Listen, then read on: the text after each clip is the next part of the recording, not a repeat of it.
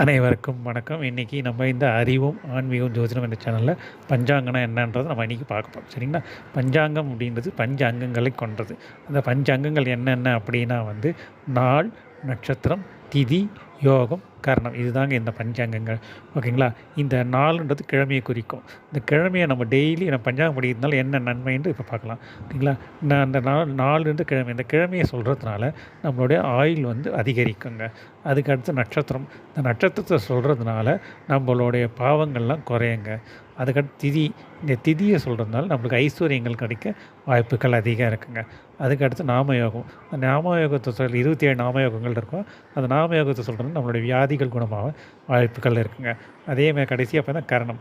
இந்த கரணத்தை சொல்கிறதுனால என்னன்னா நம்ம நினச்ச காரியம் கைகூடும். இதுதான் இந்த பஞ்சாங்கங்களோட இது. இதே தான் இந்த பஞ்சாங்கங்களை பேஸ் பண்ணி தான் ஒருத்தருடைய வாழ்க்கை நிலையை நம்ம பார்க்கலாங்க. இந்த நாள் கிழமை சொல்கிறோம் இல்லைங்களா? ஒருத்தர் இந்த ஜென்மத்தில் எதுக்காக பிறந்திருக்கார் அப்படின்றத கிழமையை வச்சு சொல்லிடலாங்க. அவர் எந்த கிழமையில் பிறந்திருக்கார், அந்த கிழமையை வச்சு இந்த வருஷம் இவர் எப்படி, இந்த பிறப்பு இவருக்கு எப்படி இருக்குது அப்படின்றத பற்றி சொல்கிறது தான் கிழமை நாளுன்றதுங்க. அதுக்கு நட்சத்திரம்.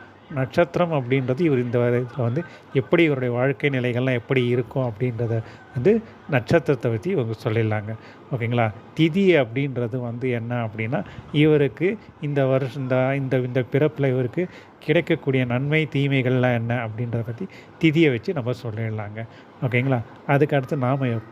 நாமயோகம் அப்படின்றது இவருக்கு கிடைக்கக்கூடிய அதிர்ஷ்டங்கள், நன்மை, லாட்ரின்னு சொல்லலாம், அந்த மாதிரி நன்மைகள்லாம் என்ன அதுன்றதை நாமயோகத்தை பற்றி சொல்லிடலாங்க. கரணம் என்பது ஒருத்தருடைய இறுதி முடிவை பற்றி சொல்கிறதாங்க கரணம். ஓகேங்களா? இதுதான் இந்த பஞ்ச அங்கங்களுடைய விரிவான விளக்கங்கள். ஓகேங்களா? இதிலே இன்னொரு விஷயமும் இருக்குங்க. என்ன அப்படின்னா இந்த பஞ்சாங்கங்களை பற்றி நம்ம பஞ்சாங்கத்தை நம்ம டெய்லி பார்க்கச்சா சொல்லுவாங்க இல்லையா? ஒரு வருஷம் பஞ்சாங்கம் படித்தா ஃபஸ்ட்லேயே விட்ட நவநாயகர்கள் அப்படின்ட்டு. இந்த வருஷம் ராஜா யார், மந்திரி யார், சேனாதிபதி யார், அர்காதிபதி யார் அப்படின்னா ராஜா சுக்ரன் போட்டிருக்கோம் ஃபஸ்ட்டு வீட்டில்.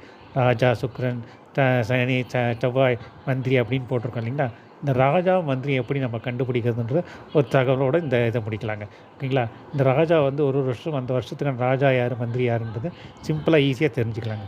வருஷம் நம்ம யுகாதி பண்டிகை வருது இல்லையா? வருஷ பிறப்புக்கு முன்னாடி வர மார்ச் மாதத்தில் யுகாதி பண்டிகை வருங்க.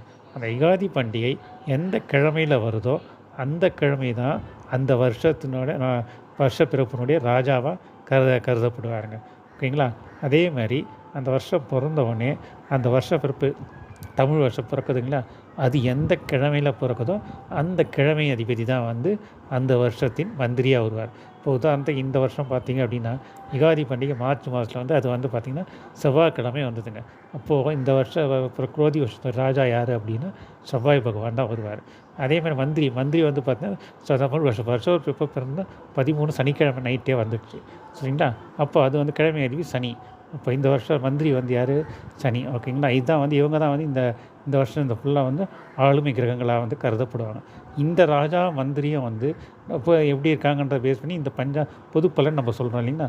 அதே மாதிரி நம்மளுடைய ஜாதகத்தில் இந்த ராஜா மந்திரி சொல்கிற செவ்வாய் சனியும் எப்படி இருக்காங்க அப்படின்றத பொறுத்து இவர்கள் நமக்கு நன்மை செய்வார்களா, தீமை செய்வார்களா அப்படின்றத, எந்த மாதிரி பலன்கள் நம்மளுக்கு இருக்குன்றத அது நம்மளுடைய ஜனனகால ஜாதகத்துக்கும் அதுக்கும் போட்டு பார்த்து கண்டுபிடிச்சி பலன் பெறலாங்க.